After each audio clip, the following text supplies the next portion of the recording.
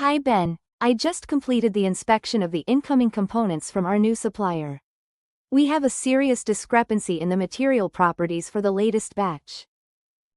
That doesn't sound good. What kind of discrepancy are we talking about? The specifications on the datasheet list a dielectric strength of 3.5 kV, but this material is only reading at 2.8 kV.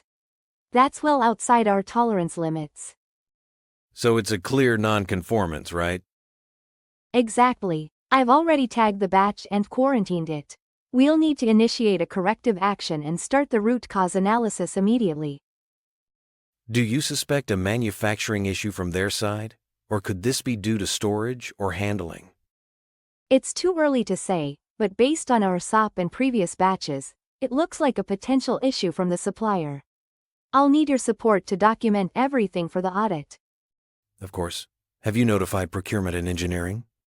I've informed procurement. Engineering still needs to assess whether this material can be used with a deviation request, or if it must be completely rejected.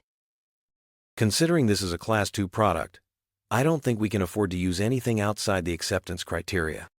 Agreed. We have to ensure compliance with both our internal standard operating procedure, SOP, and the customer's quality control requirements. Should we involve the customer at this point? If we choose to proceed with a deviation, we'll definitely need customer approval. For now, we should keep them informed but wait for engineering's decision. What about the other materials from this batch? Did they pass inspection? Only partially. We found minor deviations in tensile strength and insulation resistance, but those are still within tolerance.